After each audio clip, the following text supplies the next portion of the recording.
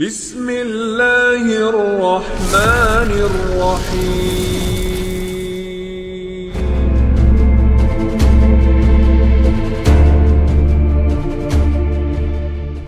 Alhamdulillah, di malam hari ini kembali kita bisa duduk untuk bertalabul ilmi.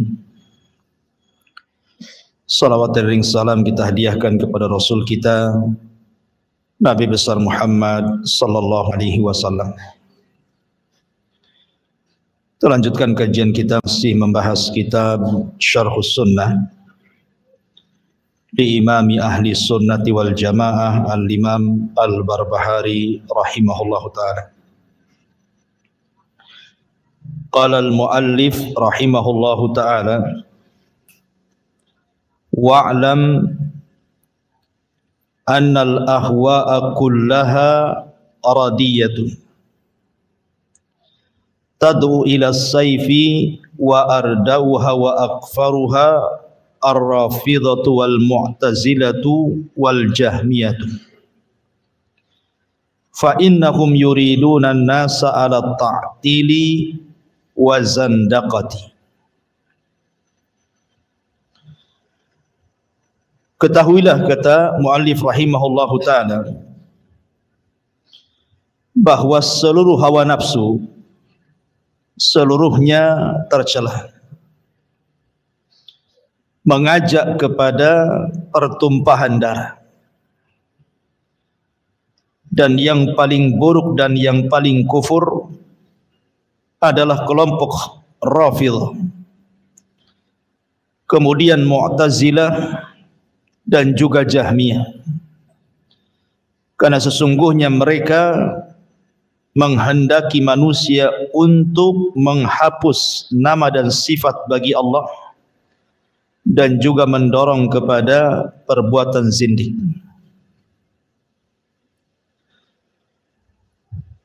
Taib, ma'asyiral muslimin yang dimuliakan Allah Subhanahu wa taala. Di sini muallif rahimahullahu taala ingin menjelaskan kepada kita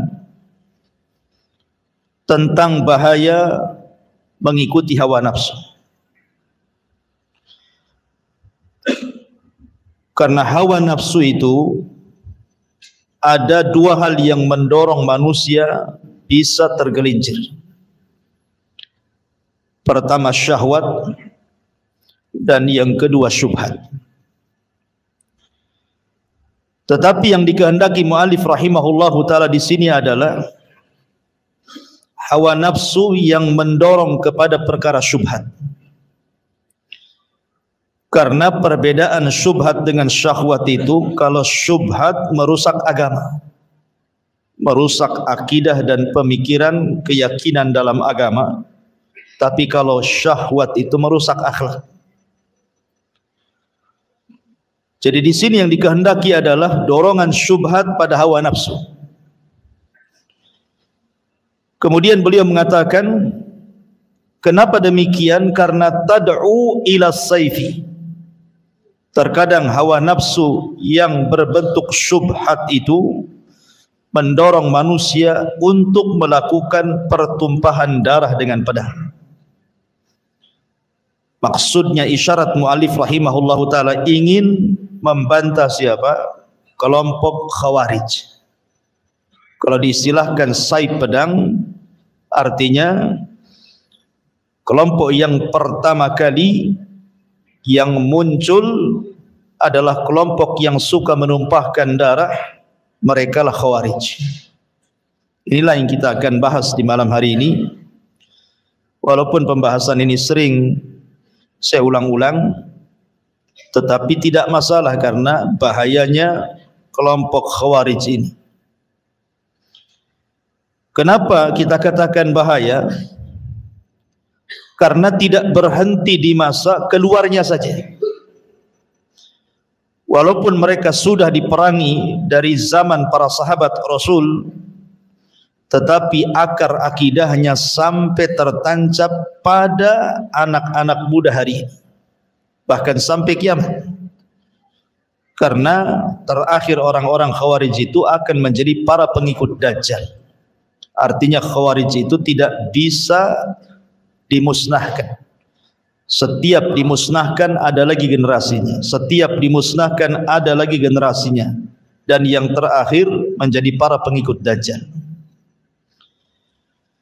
Ma'asyiral muslimin, saya akan sebutkan beberapa hadis tentang Khawarij, kemudian sejarah-sejarah yang berkaitan dengan Khawarij, termasuk sifat-sifatnya. Karena kita tahu bahwa para ulama salaf apabila membahas tentang firqah-firqah dalam Islam, kemudian mereka sampai kepada membahas Khawarij, maka mereka sampai mengarang kitab berjilid-jilid hanya untuk menjelaskan kesesatan Khawarij saja. Dan berbeda ketika para ulama melewati firqah-firqah yang lainnya. Kenapa semangatnya para ulama apabila membantah Khawarij itu sampai mengarang berjilid-jilid kitab? Karena firqah ini adalah firqah satu-satunya yang muncul sejak zaman Nabi masih hidup. Jadi Nabi masih hidup, kelompok ini sudah ada. Berbeda dengan kelompok-kelompok sempalan Islam yang lainnya, itu muncul setelah Nabi meninggal. Tapi satu-satunya kelompok yang muncul di masa Rasulullah adalah kelompok Khawarij. Lebih daripada itu, tidak ada satupun kelompok sempalan yang sesat dalam Islam yang diriwayatkan begitu banyak kabarnya melebihi Khawarij. Hadis-hadis tentang Khawarij itu mencapai hampir 20 lebih hadis, dan semuanya sahih, menceritakan tentang sifat-sifatnya. Berbeda dengan firqah-firqah yang lain, tidak disyaratkan, kecuali mungkin Qadariyah lah. Rasul pernah mengatakan bahwa Qadariyah itu majusinya umat ini. Tetapi hadis-hadis seputar Khawarij ini banyak sekali, menunjukkan bahwa banyaknya hadis yang menceritakan tentang bahaya Khawarij dari lisan Rasul karena bahayanya kelompok ini. Ma'asyiral muslimin yang dimuliakan Allah Subhanahu wa taala. Hadis yang pertama, hadis dari Abi Sa'id Al-Khudri radhiyallahu anhu. Beliau menceritakan, ba'atha Ali bin Abi Talib ila Rasulillah sallallahu alaihi wasallam minal Yamani bi Dhuhaibati fi adimin maqrudin lam tuhassal min turabiha. Suatu ketika Ali radhiyallahu an pernah mengirim batangan-batangan emas kepada Nabi sallallahu alaihi wasallam dengan wadah dari kulit yang disepuh dengan daun, dan emas itu belum dibersihkan dari tanah tambangnya. Kemudian dikatakan, faqasamaha baina arba'ati nafar. Maka beliau sallallahu alaihi wasallam membagi ke 4 orang saja. Yang pertama kepada Uyainah ibn Hisni, yang kedua kepada Aqra ibn Habis, yang ketiga kepada Zaid al-Khail, dan yang keempat kepada Al-Qamah ibnu Ulathah. Tiba-tiba kemudian seorang bangkit dan bicara di hadapan Rasul dan mengatakan, kunna nahnu ahaqqu bihadza min haula. Rasul, harusnya kami yang berhak mendapatkan emas itu dibandingkan mereka-mereka ini. Kemudian Nabi sallallahu alaihi wasallam membantah mereka dengan mengatakan, ala ta'manuni wa ana aminun man fis sama. Ya'tini khabarus sama sabahan wa masa'an. Maka Nabi sallallahu alaihi wasallam mengatakan, apakah kalian akan mencelaku? Padahal aku adalah manusia kepercayaan zat yang berada di atas sana. Padahal wahyu dari langit datang kepadaku siang dan malam. Tiba-tiba kemudian berdirilah seseorang, rajulun ghairul ainaini musriful wajnataini nasijul jabhataini kathulihyataini makhluqur ra'si musyammarul izar. Lihat ciri-cirinya orang ini. Tiba-tiba kemudian berdiri seorang laki-laki yang matanya cekung, pipinya menonjol, dahinya ke depan, janggutnya lebat, kepalanya gundul, dan sarungnya tersampir, artinya terikat. Kemudian dia mengatakan, ya Rasulullah, ittaqillah, Rasul bertakwalah kau kepada Allah. Orang ini menasihati Rasul gara-gara Rasul membagikan harta-harta itu kepada 4 orang ini dan mengatakan, Rasul bertakwa kau kepada Allah. Lihat bagaimana sifat orang yang mencela Nabi ini. Ini bukan sifat orang biasa. Artinya ini sifat ahli ibadah. Matanya cekung karena tidak pernah tidur di tengah malam. Suka menangis. Ya. Kemudian juga dahinya berbekas karena setiap hari sujud dia. Janggutnya lebat. Artinya ini sifat-sifat ahli ibadah ini. Bukan orang biasa yang menegur Nabi ini. Dia mengatakan, ittaqillah, bertakwalah kau kepada Allah. Kemudian dikatakan, wailaka awalastu ahakku ahlil ardi an yattaqillah. Kata Nabi SAW, celaka engkau, bukankah aku penduduk bumi yang paling bertakwa kepada Allah subhanahu wa ta'ala. Dalam riwayat bahwa yang menegur Nabi SAW itu adalah seorang laki-laki yang namanya Dzul Khuwaisirah. Siapa namanya? Dzul Khuwaisirah. Dzul Khuwaisirah ini ada 2 ya. Ada Dzul Khuwaisirah al-Yamani, orang Yaman. Itu orang Badui yang pernah kencing di masjid. Jadi zaman itu ada orang Badui namanya Dzul Khuwaisirah masuk ke masjid, kencing pula dia di masjid. Kemudian sahabat marah. Tapi Rasul mengatakan, da'u, biarkan dia kencing dulu. Kemudian sahabat pergi, Rasul mendekati Dzul Khuwaisirah ini, Al-Yamani ini. Kemudian menasihati bahwa masjid ini bukan tempat kencing, tapi tempat solat, tempat zikir dan baca Quran. Saking lembutnya Rasul menasihati Dzul Khuwaisirah ini, Dzul Khuwaisirah ini tertarik dengan Rasul dan mendoakan, Allahumma arhamni wa Muhammadan wa la tarham minhum ahada. Semoga Allah merahmati aku dan Muhammad saja, dan Allah tidak merahmati mereka, maksudnya para sahabat yang melotot kepada aku, katanya. Ini Dzul Khuwaisirah yang kencing di masjid. Namanya Dzul Khuwaisirah al-Yamani. Tapi yang dimaksud Dzul Khuwaisirah ini yang kurang ngajar kepada Rasul ini, dia adalah namanya Khurqus ibnu Zuhair ibnu Sa'din at-Tamimi. Saya ulangi, Khurqus ibn Zuhair ibn Sa'ad at-Tamimi.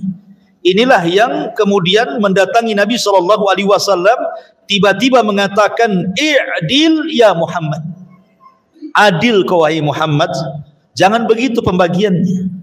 Kan kami yang memenangkan perang dalam Hunain, kenapa mereka yang dapat, gitu maksud. Maka Nabi SAW marah dan mengatakan, illam a'dil faman ya'dil. Kalau aku tidak adil, lalu siapa manusia yang lebih adil dariku, kata Nabi SAW. Artinya bahwa orang ini pertama mencela agama Nabi, yang kedua mencela kealiman Nabi, seolah-olah Nabi jahil. Yang ketiga, orang ini talabud dunia, menghendaki dunia. Nanti 3 ciri ini akan menjadi ciri Khawarij. Karena ketika itu orang ini pergi, Nabi SAW mengatakan, min di'di hadzal rajul, kata Rasul, dari punggung orang ini akan muncul orang-orang yang semisal dia. Akan muncul orang yang semisal dia, kaumun yatsluna kitab Allah, sebuah kaum yang mereka membaca Al-Quran ratban la yujawizu hanajirahum, tetapi bacaan Qur'annya tidak sampai di tenggorokan mereka. Yamrukuna minad din, mereka melesat dari agama. Kama yamrukus sahmu minar ramiyah, seperti anak panah melesat dari busurnya. La in adraktuhum la aqtulannahum qatla Samud. Kalau aku mendapati mereka, ku perangi mereka seperti Allah mengadab kaum Samud. Lihat di sini menunjukkan bahwa cikal bakalnya orang-orang Khawarij itu sudah ada di zaman Nabi. Dari siapa? Dari Khurqus ibn Zuhair ibn Sa'ad at-Tamimi, atau dikenal dengan Dzul Khuwaisirah. Inilah pengasas pertama firqah Khawarij di zaman Nabi. Ma'asyiral muslimin yang dimuliakan Allah Subhanahu wa taala, sedikit saya jelaskan. Orang-orang musyrik Arab, orang-orang musyrik Quraisy di zaman periode Mekah, kita tahu bahwa permusuhan mereka kepada Nabi SAW luar biasa. Mereka membuat makar hampir setiap hari kepada Rasul dan para sahabat. Dan itu dijelaskan dalam Al-Quran, wa idh yamkuru bika alladhina kafaru liyuthbituka aw yaqtuluka aw yukhrijuk. Ketika orang-orang kafir membuat makar kepadamu, wahai Muhammad, untuk menangkap dan memenjarakan kamu, untuk mengusirmu, untuk membunuhmu. Jadi setiap hari mereka mengintai Rasul dan para sahabat untuk menyakiti mereka. Sampai kemudian puncaknya terbunuhnya keluarga Ammar ibn Yasir di tangan Abu Jahal. Disiksanya Bilal, disiksanya Khabbab, sampai akhirnya mereka terpaksa harus hijrah ke Habasyah. Dan banyak para sahabat yang disiksa habis-habisan, bahkan meregang nyawa. Bahkan Nabi pun tidak lepas daripada makar mereka. Ketika kemudian Nabi SAW hijrah ke kota Madinah, kemudian Islam kuat, akhirnya kemudian Rasul mampu membawa pasukan besar dari Madinah ke Mekah. Terjadilah sebuah kemenangan besar yang kemudian Allah gambarkan dalam Al-Quran, idza jaa nasrullahi wal fath, apabila datang kemenangan dan pembebasan kota Mekah. Mekah dikuasai Nabi. Kemudian ketika orang-orang yang pernah memusuhi Rasul itu sudah tidak bisa apa-apa, tidak berdaya, mereka berada dalam haram, kemudian dikepung, Nabi SAW sempat melihat wajah-wajah orang-orang yang dulu pernah menyakitinya, memeranginya, menyakiti para sahabatnya. Nampak wajah-wajah itu. Tapi subhanallah, Nabi adalah Nabi Rahmah, Nabi yang penuh dengan kasih sayang. Tiba-tiba Nabi SAW mengatakan, idhabu fa antumut tulaqa, pergi kalian, kalian sudah kumaafkan. Lihat, Nabi SAW padahal melihat wajah-wajah orang-orang yang pernah menyakitinya, tapi Rasul mengatakan, idhabu wa antumut tulaqa, pergi kalian, kalian sudah kumaafkan. Tapi lihat bagaimana Rasul ketika bicara soal Khawarij. Rasul memaafkan orang-orang musyrik kan? Bahkan Rasul mengatakan, pergi kalian, kalian sudah kumaafkan. Jelas-jelas mereka orang musyrik, menyerang Rasul di berbagai macam peperangan, menyakiti para sahabat, tapi ujung-ujungnya Rasul mengatakan, pergi kalian, kalian kumaafkan. Lihat sikap Rasul kepada orang Khawarij. Nabi SAW mengatakan, tuba liman qatalahum wa qatalu yad'una ila kitabillah wa laysa fi syai'in man qatalahum kana aula billahi minhum. Kata Nabi SAW, beruntunglah orang-orang yang membunuh mereka, yang menyerang dan memerangi mereka. Rasul katakan, beruntunglah orang-orang yang memerangi mereka orang Khawarij dan orang-orang yang dibunuh orang Khawarij. Kemudian kata Rasulullah, karena orang Khawarij itu mereka menyeru manusia kepada kitab Allah, padahal sama sekali mereka tidak paham dengan kitab Allah.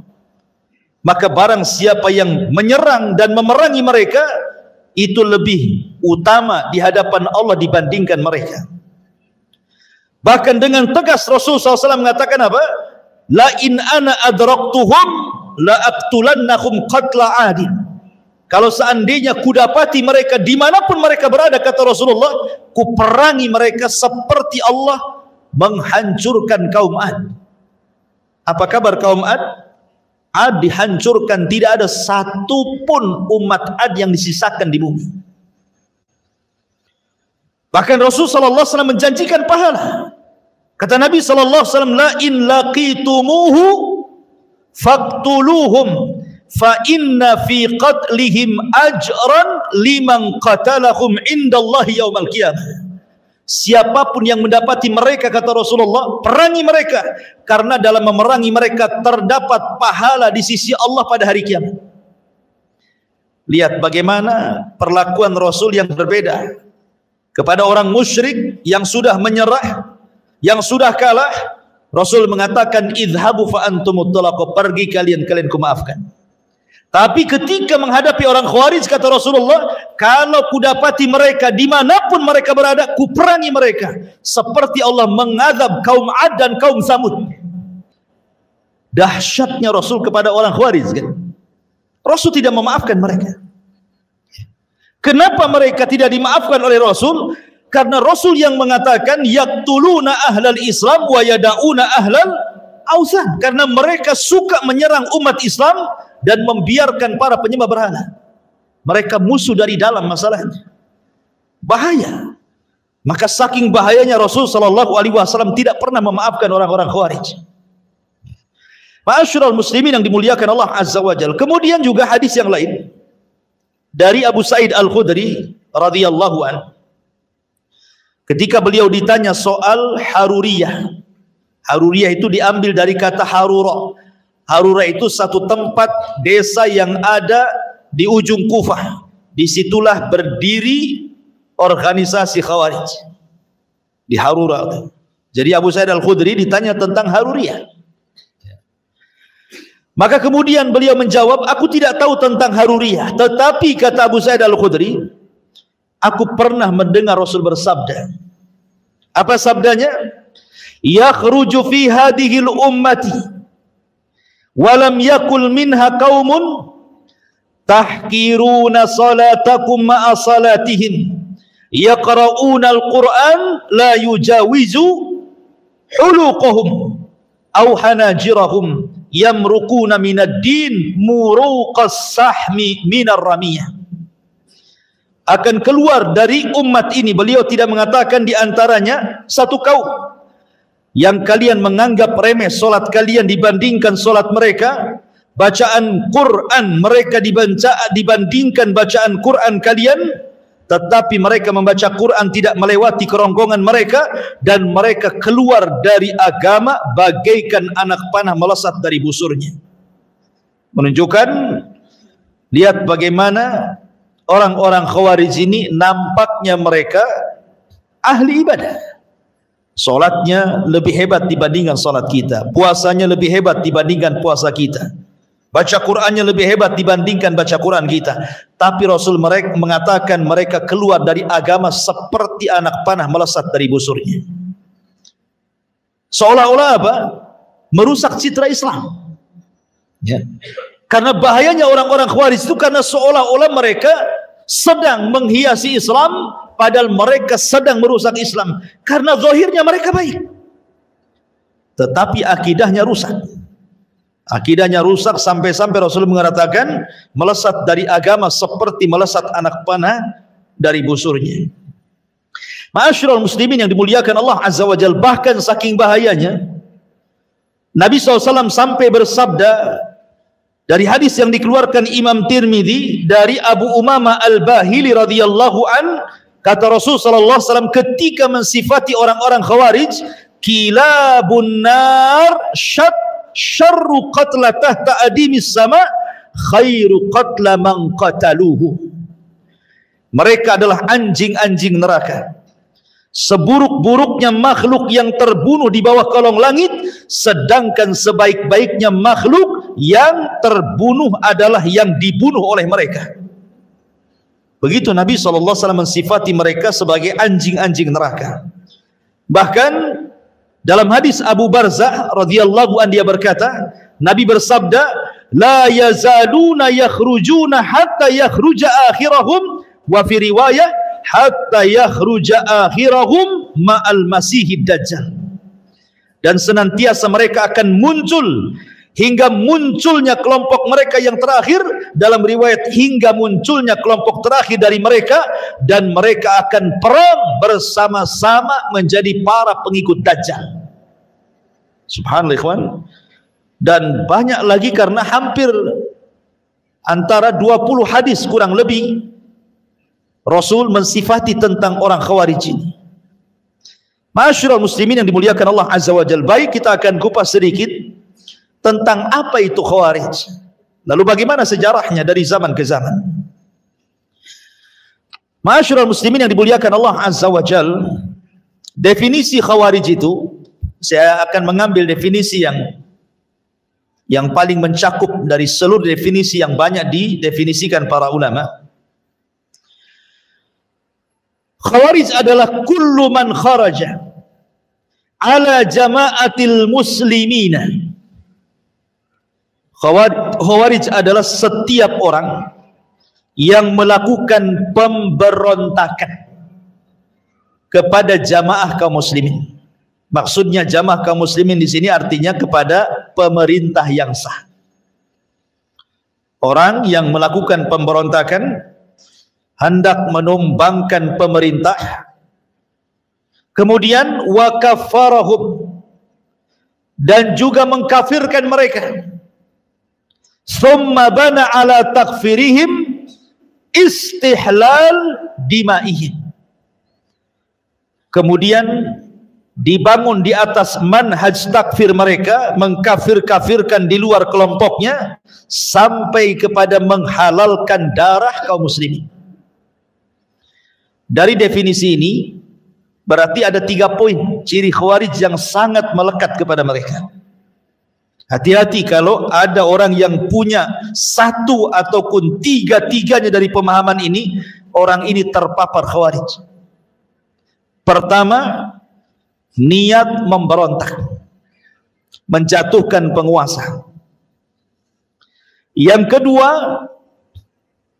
alasan memberontak kepada penguasa karena manhaj mereka manhaj takfir, karena mengkafirkan penguasa. Penguasa dianggap togut, ya. Penguasa dianggap togut, kafir mereka. Kemudian berakhir dengan istihlalud dam, menghalalkan darah, melakukan bom bunuh diri, melakukan peledakan, pembunuhan, dan begitu seterusnya. Kalau sudah ada niat memberontak didasari dengan manhaj takfir karena mengkafirkan, pasti diakhiri dengan pengeboman, dengan pembunuhan. Itulah 3 ciri Khawarij. Ma'asyiral muslimin yang dimuliakan Allah Subhanahu wa taala. Tadi saya sudah singgung bahwa kelompok ini ideologinya sudah ada sejak zaman Nabi sallallahu alaihi wasallam. Ketika Dzulkhuwaisirah kemudian tidak terima dengan pembagian ghanimah, harta rampasan perang Hunain, dan mengatakan, adil engkau wahai Muhammad, dalam riwayat bertakwalah engkau wahai Muhammad, maka Rasulullah SAW mengatakan, illam adil faman ya'dil, kalau aku tidak adil, siapa lagi yang lebih adil dari aku? Maka dari sini ada 3 ciri yang melekat juga daripada Khawarij. Pertama, mencela agama orang, karena orang ini mencela agama Nabi. Orang-orang Khawarij itu suka mencela agama di luar kelompoknya, seolah-olah mereka lah yang ahli jannah, yang lain ahli nar. Seolah-olah mereka itulah yang masuk surga, yang lain itu masuk neraka. Karena mereka suka mencela agama orang. Ini dari perkataan Dzul Khuwaisirah kepada Rasul. Kemudian yang kedua, mencela ulama. Mencela ulama, orang yang paling alim Rasul, orang yang paling paham itu Nabi, dicela Nabi.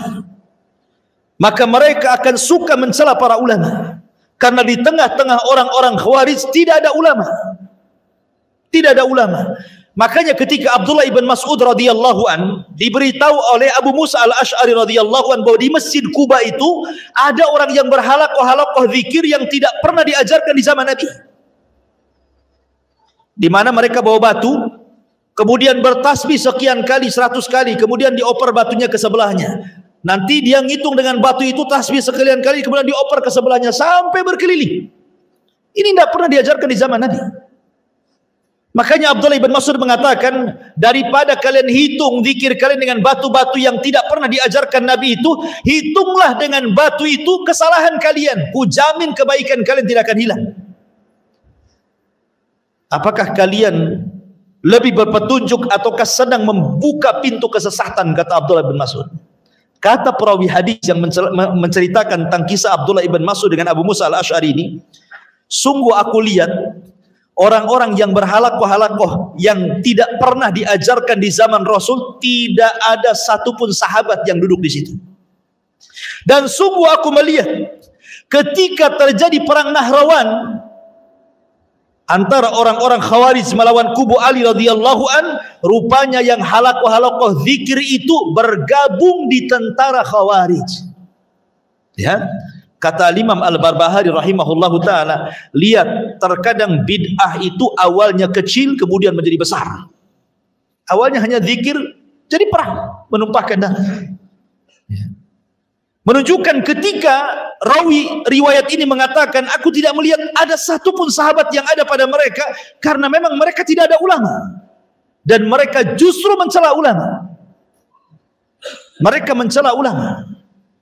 Kemudian yang ketiga, dari kisah Dzul Khuwaisirah ini, Dzul Khuwaisirah ini cemburu gara-gara Nabi SAW membagi-bagikan harta ghanimah Hunain lebih banyak diberikan kepada muhajirin dibandingkan Ansar. Kemudian dia mengatakan, "Idil ya Muhammad, adil engkau ya Muhammad." Menunjukkan tujuan Dzul Khuwaisirah itu adalah talabud dunya, hanya mencari dunia. Dan ciri-ciri Khawarij itu mencari dunia. Kok bisa? Mereka rela mati loh Ustaz. Bom berada di badan dia, dia ledakkan. Mana mungkin dia mencari dunia? Kalau ada orang ngomong gitu ya, gimana bantahannya? Kita katakan, ada seorang alim di zaman tabi'in, bahkan boleh dikata sayyidut tabi'in, pemimpinnya para tabi'in, namanya Hasan al-Basri rahimahullahu ta'ala. Hasan al-Basri rahimahullahu ta'ala ditanya soal Khawarij.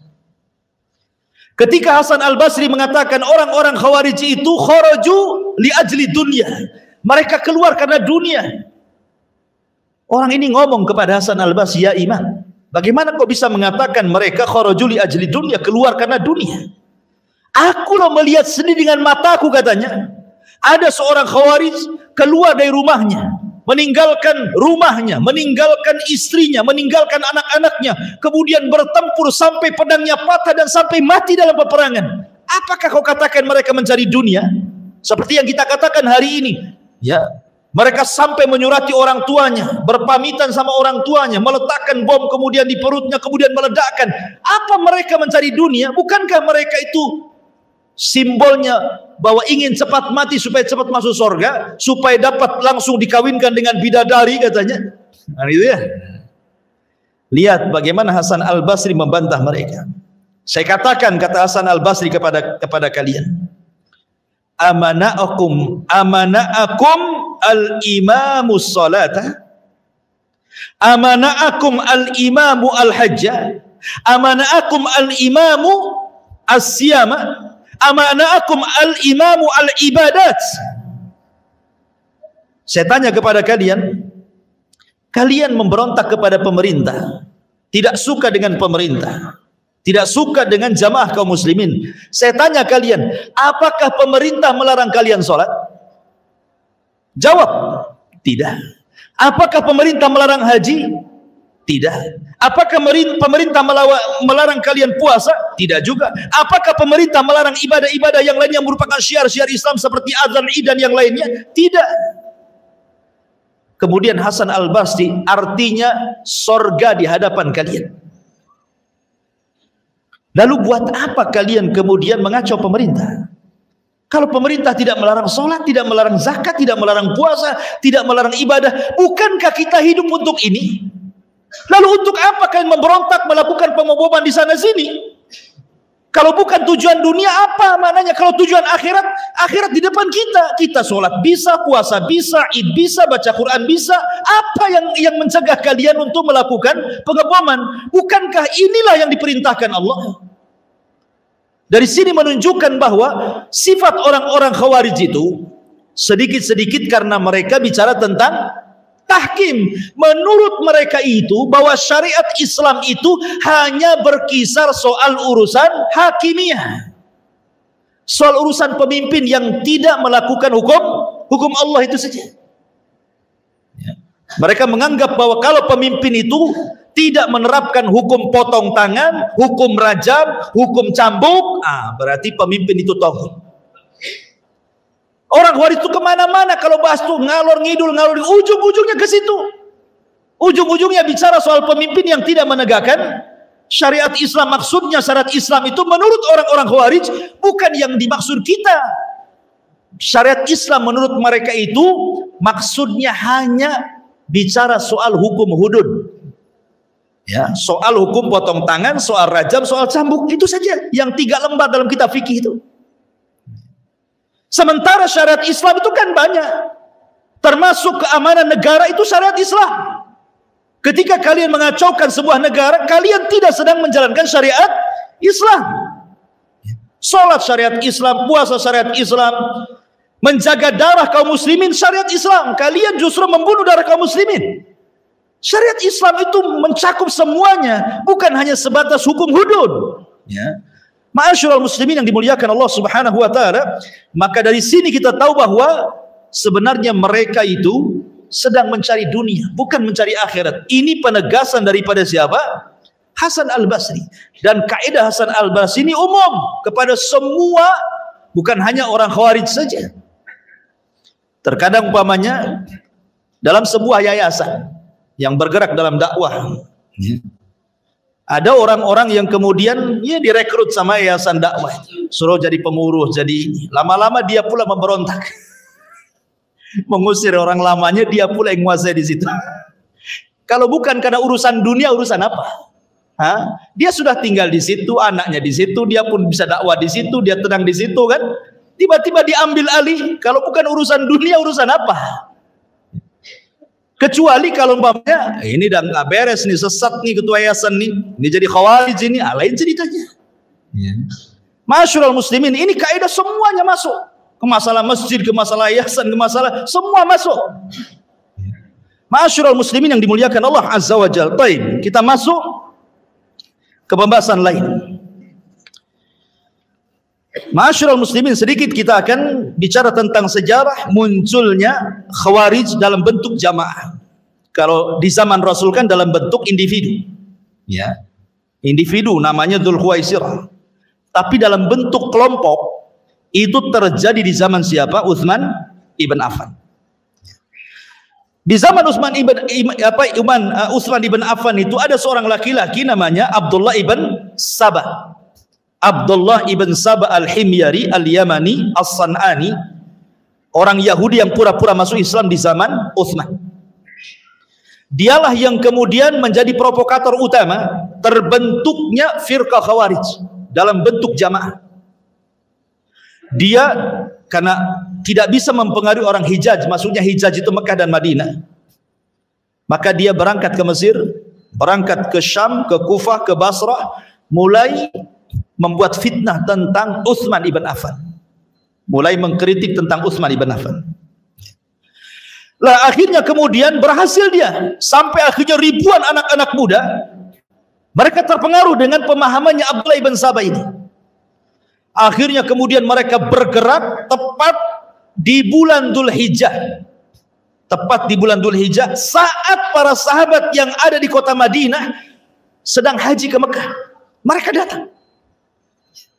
Utsman ibn Affan radhiyallahu an ketika mendengar ada pergerakan anak-anak muda yang hendak mendemo dirinya, maka kemudian Utsman mengutus dua sahabat, Muhammad ibn Maslamah dan Jabir ibn Abdullah radhiyallahu an.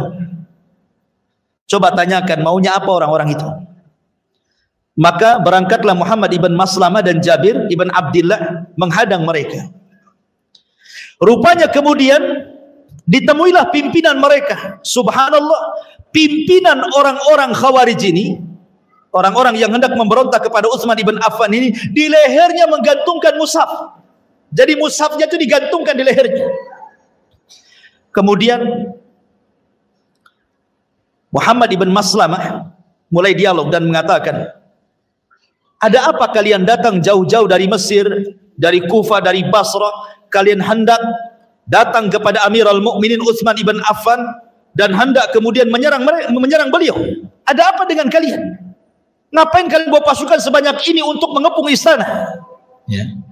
Maka kemudian pemimpin mereka mengatakan, inna hadza, sambil memegang mushaf ini, inna hadza amara an nadriba bihadza kullu man lam yu'min bihadza. Sesungguhnya ini maksudnya Al-Quran telah memerintahkan kami untuk membunuh, maksudnya Utsman bin Affan, karena dia tidak pernah beriman dengan Al-Quran, katanya.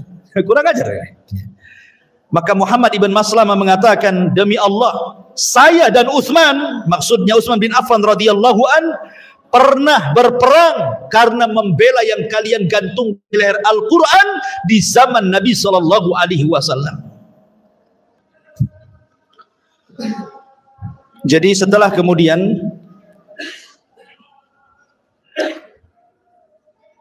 Utsman ibn Affan radhiyallahu an mengutus Muhammad ibn Maslamah dan Jabir bin Abdullah, dan sudah mengetahui maksud kedatangan rombongan anak-anak muda yang jumlahnya cukup banyak, ribuan.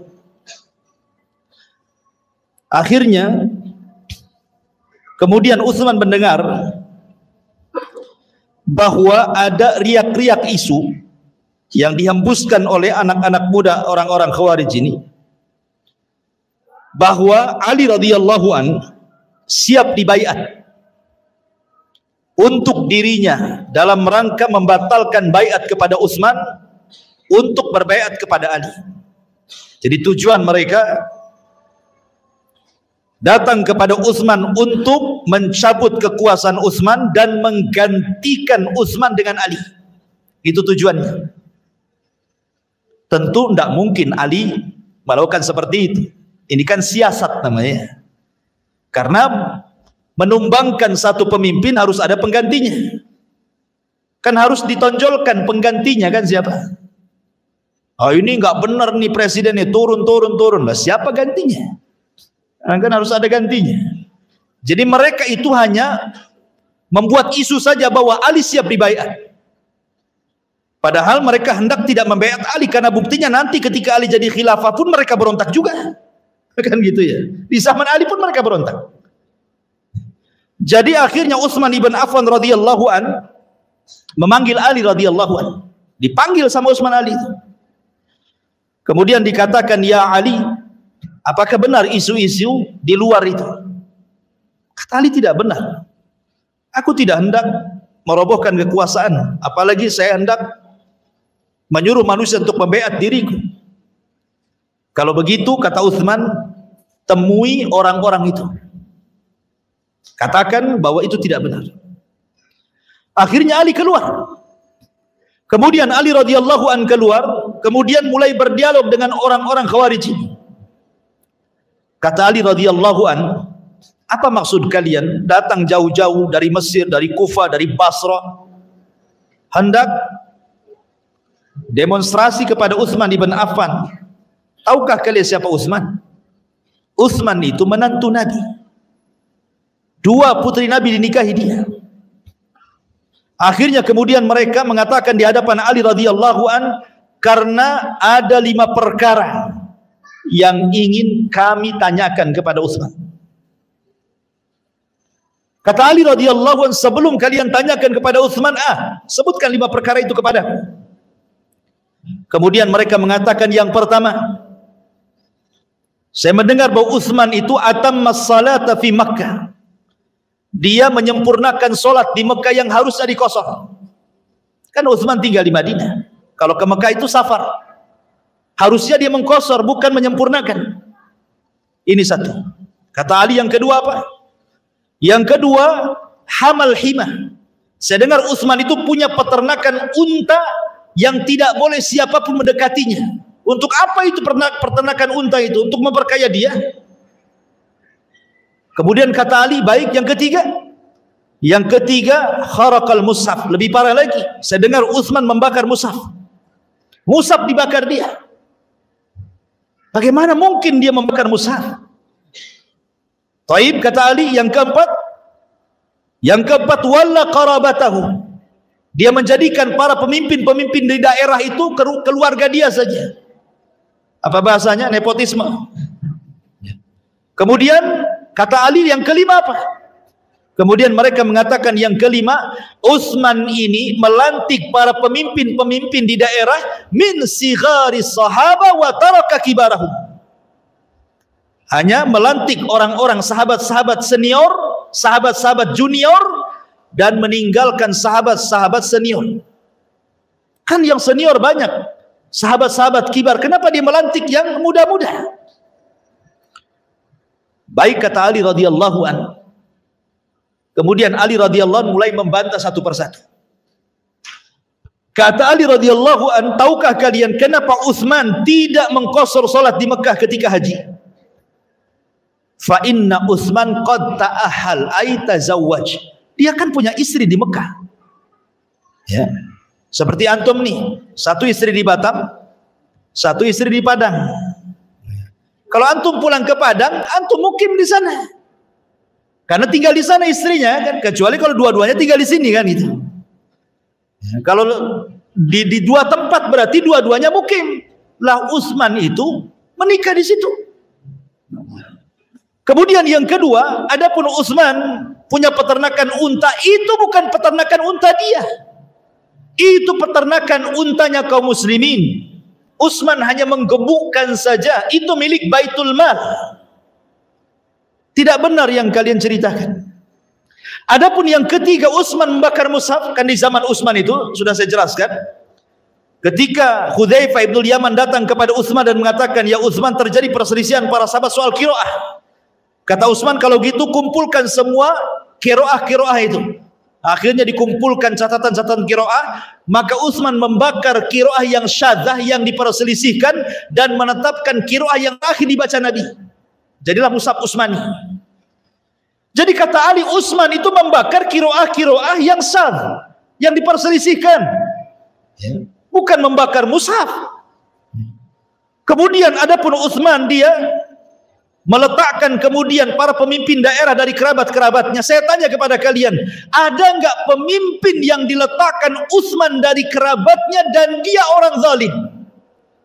Salahkah Utsman memilih pemimpin dari kerabatnya sementara mereka orang adil? Kan pemimpin yang penting adilnya, bukan masalah kekerabatan. Walaupun bukan kerabat, kalau zalim buat apa kan begitu? Apakah dia kemudian meletakkan pemimpin yang zalim? Kata Ali, kan tidak. Semua pemimpin yang diletakkan Utsman adalah orang-orang adil. Adapun Utsman kemudian dia mengatakan dia hanya memberikan pemimpin-pemimpin yang sigar, pemimpin-pemimpin yang sigar, yang junior, dan membiarkan, meninggalkan pemimpin-pemimpin yang kibar tidak diletakkan di pemimpin-pemimpin daerah. Maka kemudian kata Ali radhiyallahu anhu, Rasulullah pernah menjadikan Usamah ibn Zaid untuk menjadi pemimpin perang. Usianya 20 tahun. Di belakangnya Abu Bakar, Umar, Utsman dan yang lainnya. Kemudian juga Rasul pernah memerintahkan Attab ibn Usaid. Umurnya juga 20 tahun. Sementara di belakangnya para sahabat Nabi SAW. Jadi apa yang salah dengan Utsman? Kalau Utsman memang dia meninggalkan kibarus sahabah, kemudian meletakkan sigorus sahabat, Rasul pun pernah melakukannya. Kalau dia memang kemudian diambil dari kerabat-kerabatnya, apakah ada yang zalim dari kerabatnya? Tidak. Bahkan Rasul pun pernah mengkhususkan orang-orang Quraisy dari pemimpin dan tidak diberikan kepada selain Quraisy. Ya kan?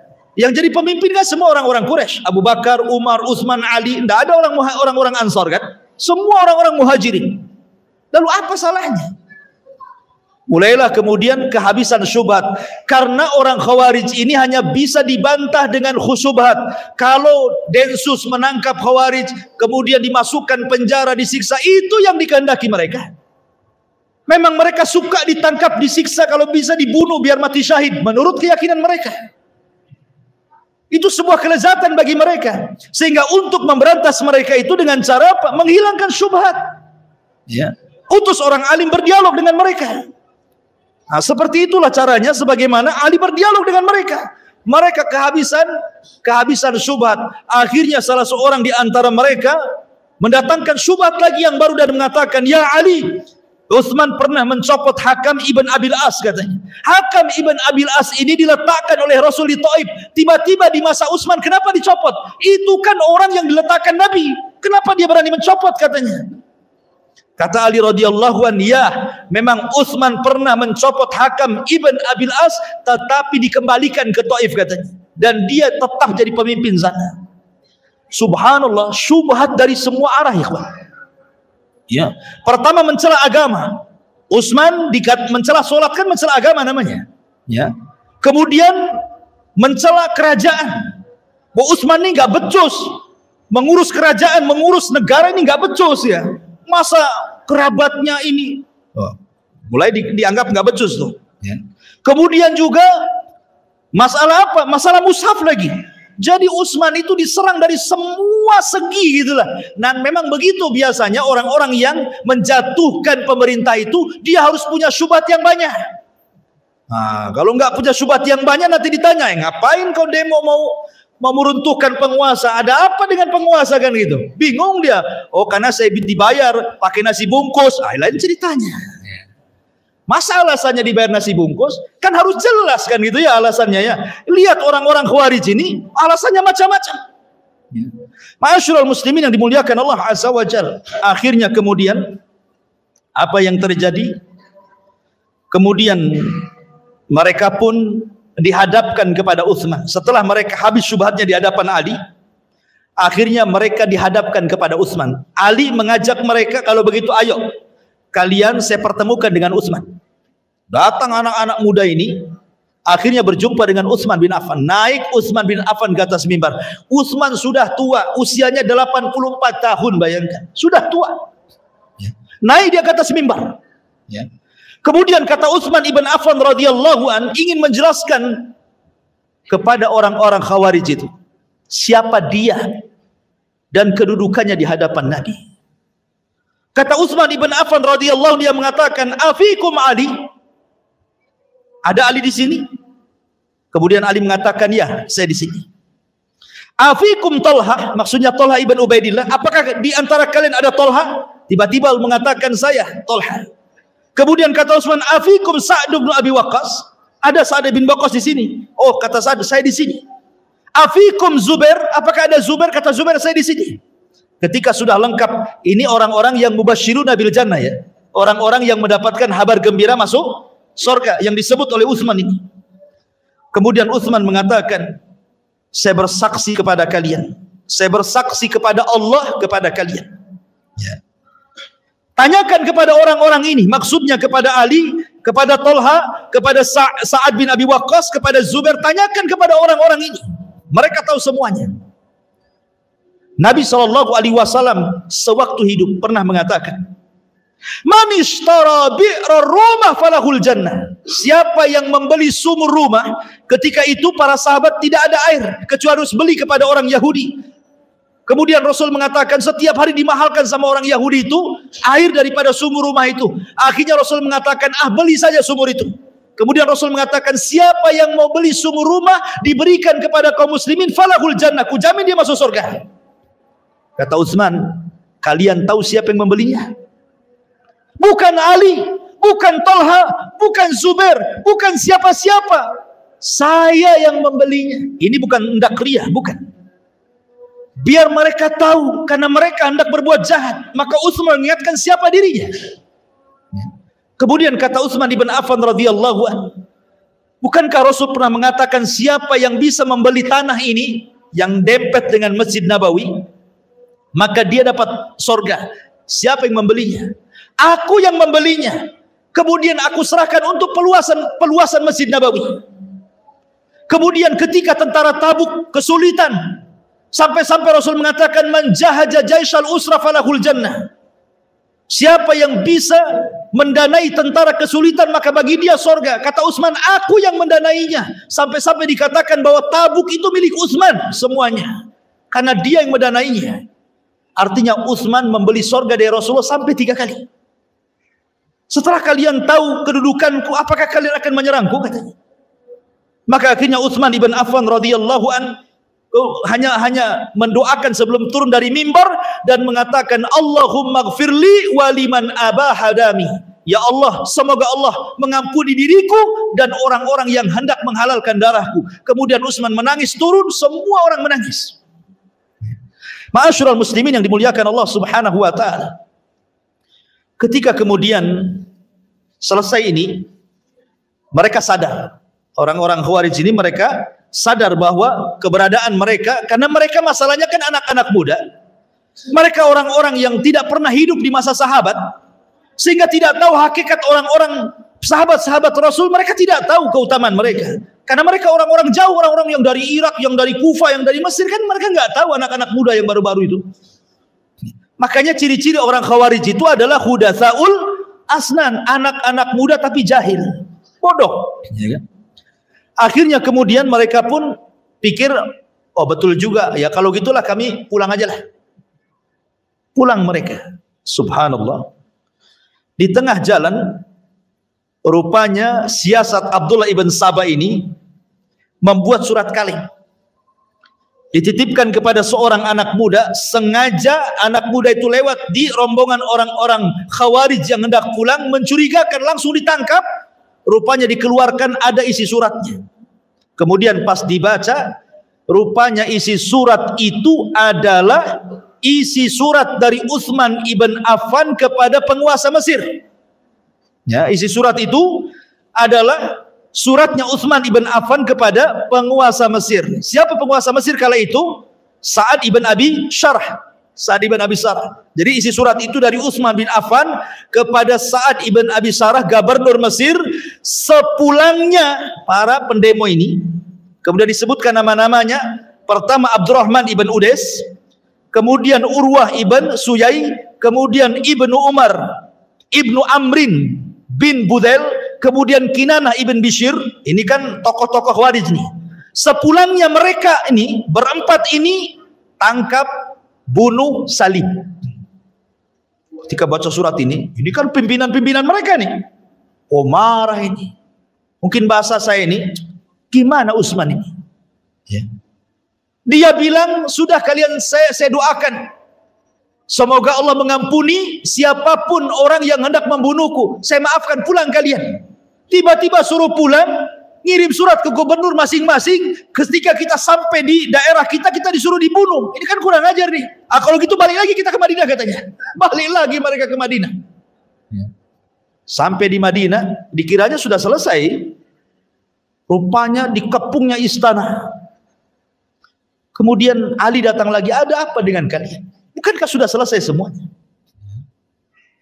Kemudian mereka mengatakan tidak. Utsman sudah menulis surat kepada Sa'ad ibn Abi Syarh untuk membunuh pemimpin-pemimpin kami. Utsman datang mengatakan, wallahi demi Allah aku tidak pernah menulis surat itu. Aku tidak pernah menulis surat itu. Kemudian mereka mengatakan kepada Ali, lihat Ali, orang tua ini sudah berdusta kepada kita. Subhanallah, menuduh Utsman berdusta. Ya. Kemudian salah seorang mereka berteriak lagi, kami juga punya surat yang lain, katanya.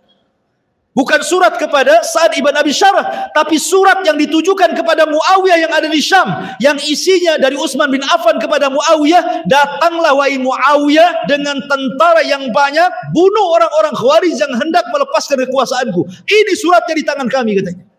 Coba banyak surat-surat bodong tuh. Hati-hati ini kan ada pelajaran juga. Ini kan surat-surat hoax bahasa kitanya. Tapi begitulah orang-orang Khawarij, mereka akan membuat hoax soal pemerintah. Mereka akan membuat hoax tuh supaya masyarakat itu marah sama pemerintah kan. Dibuat hoax, oh pemerintah nggak becus lah, inilah itu macam-macam. Akhirnya kalau di Mesir ditumbangkan dengan Facebook, di Indonesia mungkin bisa dengan YouTube tuh.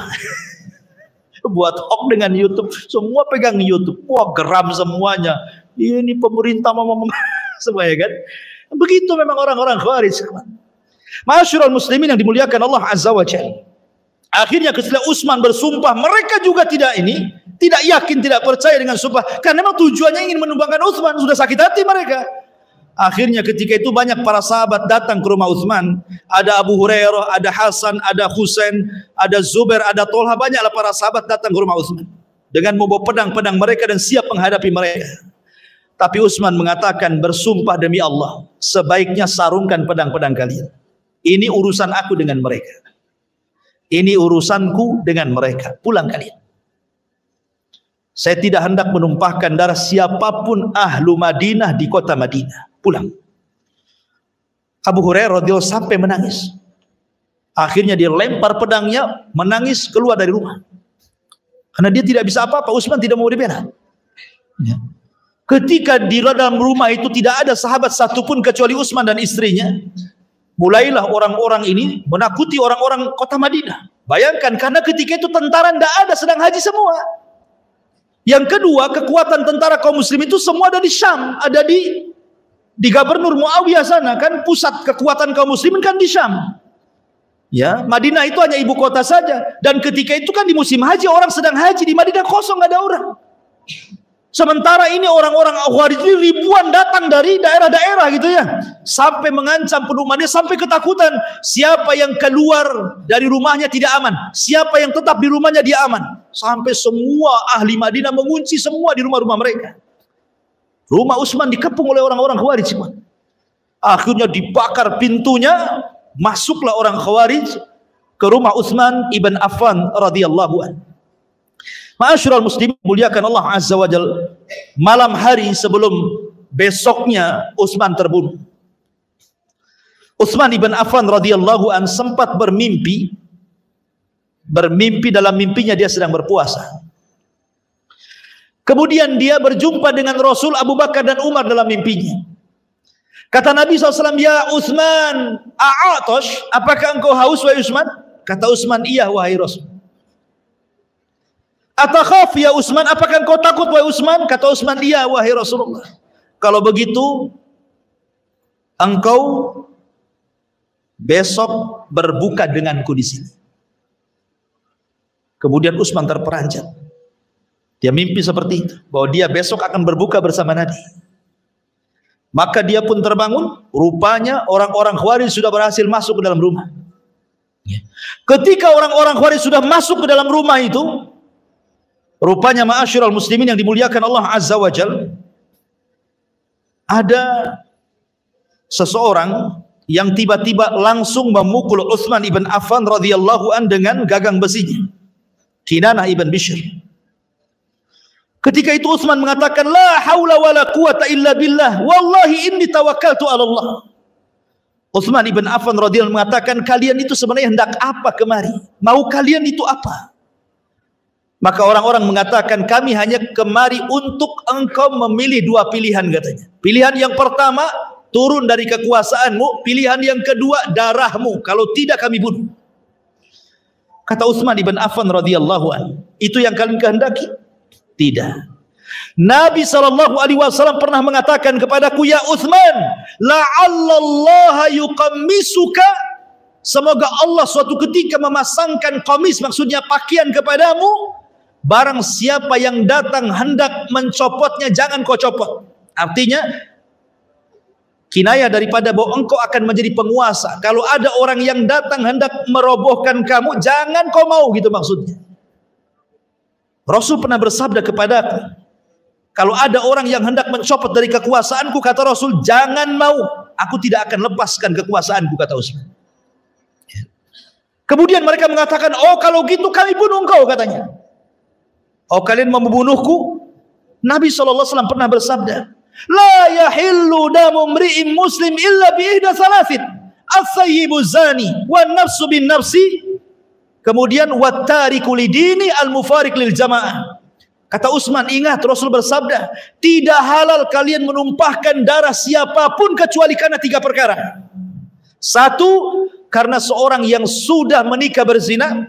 2, karena dia pernah membunuh jiwa. 3, karena dia murtad. Demi Allah, ma zanaitu fi jahiliyatin wal Islam. Aku tidak pernah berzina baik di zaman jahiliyah ataupun dalam Islam. Dan aku tidak pernah membunuh jiwa tanpa hak dibenarkan. Dan aku tidak pernah murtad sampai hari ini. Lalu apa hak kalian membunuhku? Jadi Utsman sempat berdialog tuh di tengah-tengah, hampir meregang nyawa.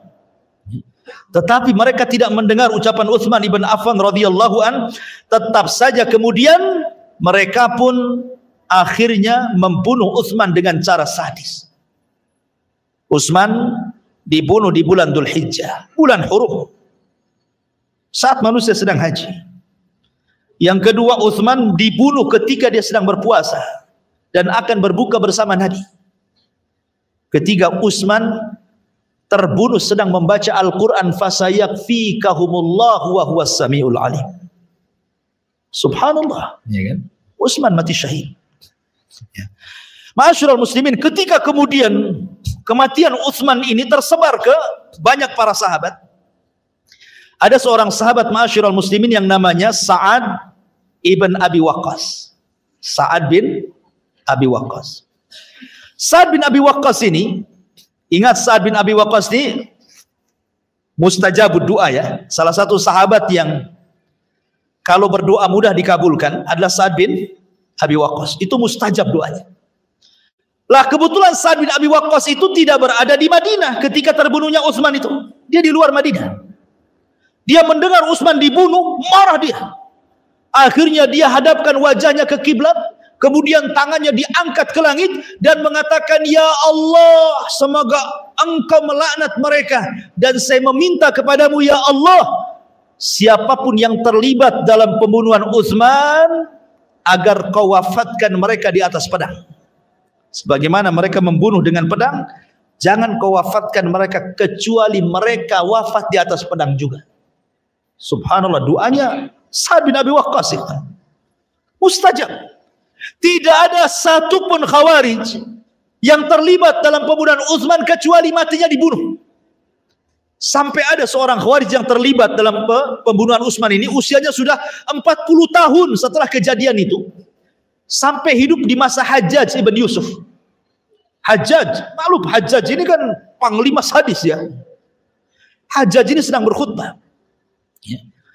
Kemudian tiba-tiba ada orang tua, sudah tua renta. Tiba-tiba dia mengatakan, ya Hajjaj, ya, apakah engkau akan membunuhku? Tidakkah kau lihat aku ini orang yang sudah tua? Kemudian Hajjaj mengatakan, siapa yang ngomong tadi? Tiba-tiba orang tua itu mengatakan, saya. Rupanya dia adalah salah satu pemimpin Khawarij dalam pembunuhan Utsman itu. Maka Hajjaj mengatakan, engkau tadi yang mengatakan bahwa engkau sudah tua. Tidak, darah Utsman ada di punggungmu, katanya. Sini kamu. Diambilnya pedang, dipenggal lehernya. Aku mulai dari engkau, katanya. Hajjaj, subhanallah ikhwatu fiddin. Karena Hajjaj ini kan diperintah oleh Abdul Malik untuk memerintah Syam, dan Syam itu kan orang Irak. Irak itu kan orang yang rakyatnya susah diatur. Makanya diutuslah oleh Abdul Malik ibn Marwan Hajjaj yang sangat bengis itu. Kadang-kadang memang kalau negara susah diatur ya harus pemimpinnya kayak Hajjaj. Diutus Hajjaj gitu. Kemudian Hajjaj ngancam-ngancam orang. Tiba-tiba yang diancam dia sudah tua. Ya Hajjaj, saya sudah tua, masa kau ngancam orang tua? Nggak bisa. Darah Utsman di punggungmu, katanya. Akhirnya diambil pegang di penggal lehernya. Abda'u bika, dari engkau kumulai, katanya. Subhanallah. Inilah mustajabnya dua siapa? Sa'ad bin Abi Waqqas.